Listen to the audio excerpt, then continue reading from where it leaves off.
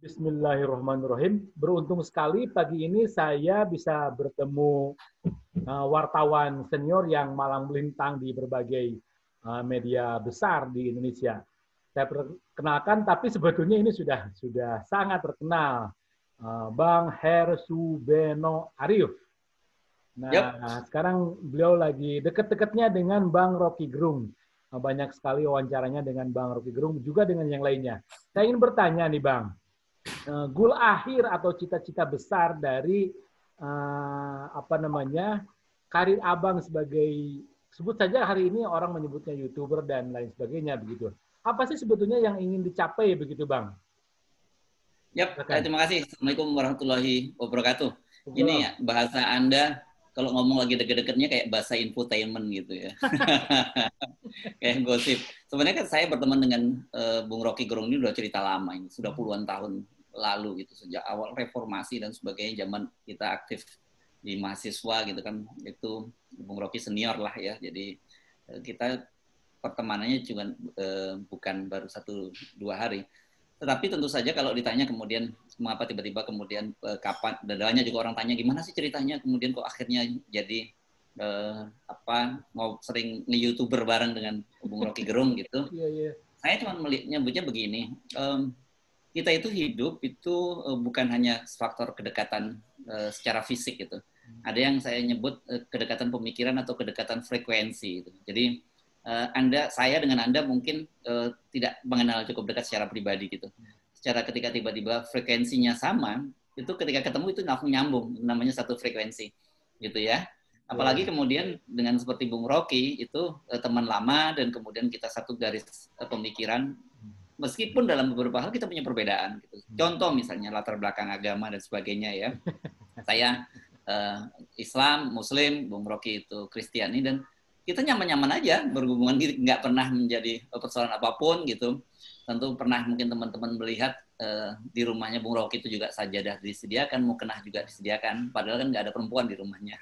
Jadi itu menunjukkan bahwa sebenarnya hubungan kita, hubungan antar umat beragama di Indonesia itu sejak lama itu sangat harmonis. Cuman yang menjadi menyedihkan mengapa belakangan ini kok justru seolah-olah kita itu terpecah belah gitu. Karena perbedaan-perbedaan agama, perbedaan-perbedaan pandangan politik itu yang membuat kita sebenarnya merasa belakangan ini sangat-sangat prihatin. Nah, kalau Anda tanya misalnya apa sih result targetnya dengan YouTube dan sebagainya, itu begini. Ini persoalan hanya saja soal medium saja. Saya juga seperti teman-teman lain prinsipnya bahwa jurnalistik itu tidak akan pernah mati. Tetapi mediumnya yang berubah begitu. Kalau dulu misalnya kita mulai dari cetak, kemudian pindah ke online, televisi, radio dan sebagainya. Sekarang kan kita sudah sebuah keniscayaan bahwa media YouTube itu jauh lebih coverage-nya jauh lebih luas. Saya contohnya misalnya begini.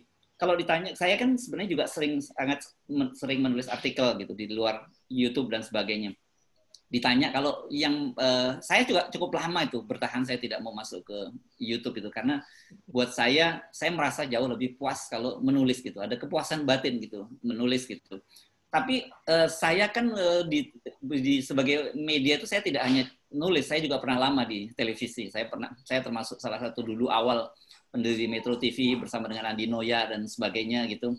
Kemudian saya juga pernah di Antv bersama Bang Karni Ilyas, saya menjadi deputy beliau di Antv sebagai Star Antv pada waktu itu ketika merger dengan Star TV dari Australia. Jadi saya juga punya latar belakang sebagai orang broadcast dan pernah juga di radio gitu. Dulu saya lama di radio dengan Andi Noya, kalau ada sempat pernah dengar dulu namanya Noya. Jakarta Round Up ya. Kemudian Indonesian First dengan Andi Noya dan sebagainya di situ. Jadi sebenarnya kalau ditanya apa sebenarnya ini hanya soal pindah medium, tetapi sebenarnya missionnya gitu tetap sama gitu. Itu yang perlu saya kira dipahami. Begitu, Bung. Dan kedua pertimbangannya memang eranya sekarang itu era YouTube. Saya mesti ngomong jujur, orang Indonesia itu lebih senang nonton daripada membaca gitu. Jadi abang kita ini ingin memelihara keberagaman ya, paling tidak itu ditampilkan dengan berbedanya kita dengan Bang Rocky Gerung. Nah, saya ingin bergeser sedikit. Ini ada perubahan besar begitu. Hari ini kita disibukkan dengan sebut saja perbedaan yang menganga begitu antara sebut saja ini maaf sebetulnya nggak boleh disebut kalau kata Agim cebong dan sebaliknya begitu ya. ini jangan disebut kata Agim begitu. Ini hanya pemisalan saja dan Bang Hersubeno ingin merapatkan itu begitu pelan-pelan dengan menunjukkan bahwa Abang dengan Bang Rocky Gerung juga dengan yang lainnya tadi disebut dengan Bang Andi Noya dengan tentu ada perbedaan juga kan dengan Bang Andi Noya bahwa sebetulnya kita masih satu gitu. Nah, itu yang ingin dilawan barangkali, itu yang ingin dipesankan kepada Indonesia bahwa kita sebetulnya masih satu, bahwa di situ ada cebong kampret, ya itu mah kecil kan gitu, Bang. Ya, jadi memang yang betul seperti yang Anda sampaikan sekarang itu nggak ada lagi cebong kampret karena katanya kabinetnya sekarang pun namanya juga bukan kabinet cebong tapi kabinet mencekam. Menteri-menteri cebong dan kampret karena Sandiaga Uno juga sudah sekarang bergabung di kabinet kan gitu. Tapi satu hal yang menurut saya penting memang kita harus terus mengingatkan soal itu bahwa situasi bangsa saat ini kan disebut sebagai divided nation gitu. Jadi bangsa yang terbelah gitu. Kalau kita melihat bahkan kemudian dalam beberapa penyikapan kita terlihat karena pembelahan itu orang kemudian tidak bersikap menjadi objektif lagi. Katakanlah misalnya begini, saya menyebut civil society dan kemudian kelompok-kelompok penggiat HAM ketika menyikapi kasus penembakan 6 orang Laskar FPI di kilometer 50 gitu. Saya lihat teman-teman yang berada di kubu seberang gitu misalnya menjadi gamang gitu. Kenapa? Karena melihat bukan hanya yang seberang tapi kadang-kadang yang non muslim pun juga melihat bahwa ini kan ada persoalan FPI gitu, ini persoalan umat Islam padahal ini kan persoalannya soal kemanusiaan gitu. Nah, tetapi tentu saja juga saya mengkritik pada teman-teman FPI gitu. Kalau Anda tetap bicara tentang menyebutnya Laskar itu syuhada, itu urusan jadi umat Islam saja gitu. Dan kalau menyebut syuhada itu urusannya surga dan neraka. Tapi ini kan sebenarnya persoalan kemanusiaan. Jadi kalau Anda bicara soal kemanusiaan itu universal. Karena itu menurut saya sebenarnya sebagai orang Islam kan kita diajari satu hal bahwa janganlah kebencian kamu pada sebuah kaum membuat kamu berlaku tidak adil. Jadi menurut saya kita harus pegang dan adil itu sejak berada di dalam pikiran kita. Nah, banyak orang kemudian menyatakan tapi kan kalau saya baca tulisan-tulisan Anda, kalau saya tonton video Anda kelihatan tidak netral, berpihak gitu ya. Banyak yang mengkritik begitu. Nah, saya ingin menyatakan selalu bahwa saya sering menyitir pernyataan dari pendiri Kompas Pak PK Ojong yang menyatakan bahwa tugas seorang jurnalis itu mengkritik orang yang sedang berkuasa, bukan menjilat orang yang berkuasa. Nah, itu menjadi sangat, karena itu kredo itu yang saya tetap pegang, saya akan mengkritik siapapun, walaupun kemudian pada waktu Pilpres lalu, katakanlah saya berpihak pada 02, pada Prabowo Sandi, tapi saya bersama teman-teman pada waktu itu menyatakan ketika nanti Prabowo Sandi, katakanlah mereka terpilih, itu juga langsung ngambil posisi oposisi lagi, seperti juga Bung Rocky Gerung menyatakan begitu Prabowo, waktu itu dia mendukung Prabowo, tapi dia menyatakan bahwa 12 menit setelah Prabowo terpilih, dia akan langsung oposisi. Memang tugas kita sebagai jurnalis. My hobby. Ya. Bukan hobi.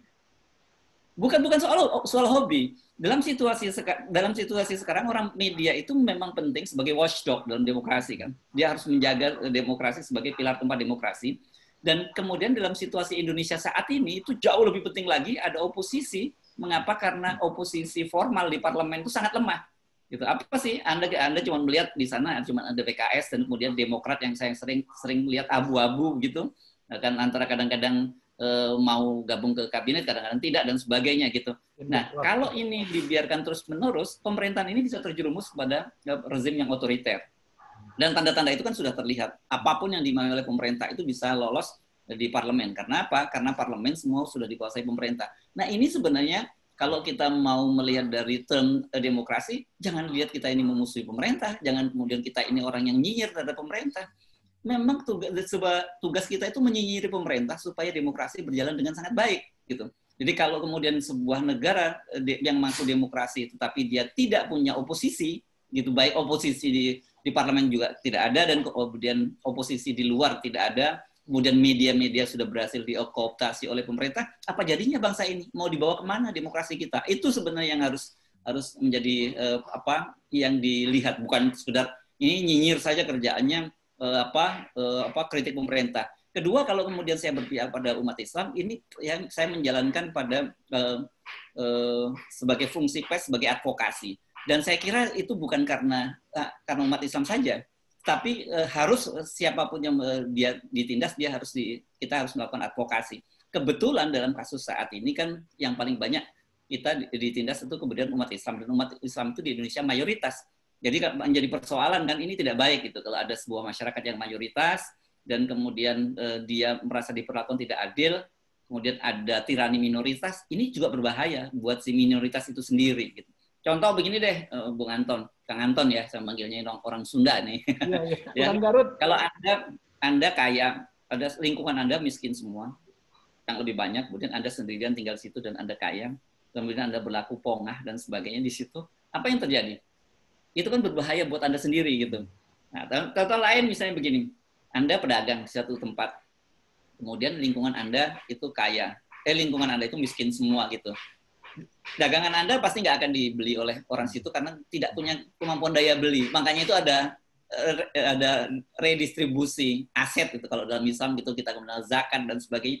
Itu sebenarnya bukan hanya bermanfaat buat orang yang memberi zakat, bukan hanya bermanfaat orang yang menerima zakat, tapi buat orang yang memberi zakat itu juga dia akan mendapat manfaat dari pemberian zakat itu. Ini redistribusi aset kira-kira dalam konsep Islam.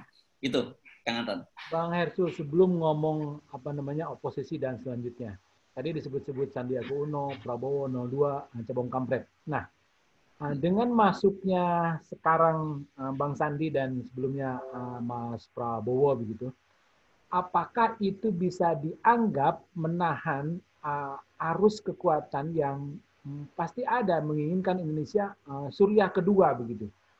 Jalan menuju itu ada begitu. Dan dengan masuknya Bang Sandi dan sebelumnya ada Mas Prabowo begitu. Apakah itu bisa dianggap menahan arus yang menginginkan Indonesia jadi Suriah kedua? Sebenarnya kalau bicara soal Suriah kedua itu kata kuncinya keadilan. Ya. Ketika itu berlaku adil, itu sebenarnya persoalan-persoalan sekarang tidak muncul. Dan itu sebenarnya sempat saya kutip juga dari disinggung oleh Pak Mahfud dalam ceramahnya pada bulan Januari di Masjid Al-Akbar Surabaya gitu, yang menyebut bahwa pondasi utama dari sebuah pemerintahan itu adalah keadilan, dan ketika itu pondasinya itu tidak ditegakkan, maka pemerintahan itu akan hancur. Jadi saya sepakat soal ini. Jadi persoalannya ini sederhana sekali. Adil itu apa sih? Ya mulai adil lah, mulai dari berpikir sampai kemudian bertindak. Contoh misalnya begini, dalam soal pelanggaran atau kejahatan cyber atau UU ITE begitu. Kita kan sudah tahu bagaimana situasinya saat ini. Begitu dilaporkan, bahkan sampai mimpi pun dilaporkan itu dan kemudian langsung diperiksa oleh polisi. Tapi ada santri-santri di kampung Anda sana di Ciamis yang melaporkan Denny Siregar gitu kan di Polda Metro, kalau di Polda Jawa Barat kan sampai sekarang saya tidak mendengar prosesnya. Nah, ini sebenarnya soal-soal yang adil. Jadi jangan ngomong Suriah kedua dulu. Suriah kedua itu terjadi kalau keadilan tidak ditegakkan. Kedua, berkaitan dengan masuknya Prabowo dan Sandi ke dalam kabinet itu sebagai rekonsiliasi. Apakah Anda melihat terjadi rekonsiliasi? Kan tidak terjadi rekonsiliasi. Yang terjadi justru Pak Prabowo ditinggalkan. Dan kalau kemudian harapannya masuk di dalam pemerintahan itu bisa mengubah dari dalam, apa yang sudah dilakukan gitu? Mengapa kita ketika ribut-ribut soal kasus Habib Rizik Syihab, terus kemudian ada penembakan 6 orang laskar Front Pembela Islam di kilometer 50, kok Pak Prabowo nggak kedengeran sama sekali suaranya gitu? Padahal itu kan sebenarnya berkaitan dengan posisi beliau gitu sebagai Menhan. Itu harusnya bisa dilakukan oleh beliau. Makanya saya tidak kaget kalau sekarang gitu, ini katanya tanggal 2 Januari akan ada reuni akbar atau silaturahmi akbar, saya nggak tahu. Ini para mantan pendukung Prabowo Sandi yang keluar, yang kecewa, dan mereka berencana minta agar uang sawerannya dikembalikan gitu. Saya cuman mikir apakah bisa sumbangan itu jadi refund gitu ya. Terus gimana ngitungnya? Terus bagaimana cara? Saya yakin Pak Prabowo dan Pak Sandi sebagai miliarder, triliuner mungkin bisa mengembalikan itu. Tapi ini kan sebenarnya simbol betapa mereka itu kehilangan kepercayaan. Dulu mereka memberikan hatinya sepenuh hati kepada Pak Prabowo dan Sandi dengan simbol mengumpulkan uang receh. Saya nggak tahu, mungkin bahkan saya pernah lihat di Sumatera Barat ada bengkel, orang pekerja bengkel itu yang menabung duitnya itu hari demi hari dan kemudian diserahkan dengan sepenuh hati kepada Pak Prabowo. Tiba-tiba Pak Prabowo yang janji akan timbul tenggelam bersama rakyat, tiba-tiba beliau timbul sendirian gitu bersama pemerintahan. Makanya saya nggak kaget kalau kemudian muncul meme misalnya yang didukung masuk istana, yang mendukung masuk penjara. Itu realitas-realitas yang saya kira harus disadari oleh Pak Prabowo dan Pak Sandi. Mohon maaf tadi ada gangguan suara tadi ya. Nggak apa-apa. Ada satu lagi. Saya ini tentara di atas tentara, bahasanya Pak Prabowo waktu kampanye kemarin. Bang, sebelum tadi ngomong bahwa saya ingat Cak Nur kalau nggak salah bilang bahwa keadilan itu setengahnya takwa gitu. Sebelum tadi ngomong oposisi dan selanjutnya.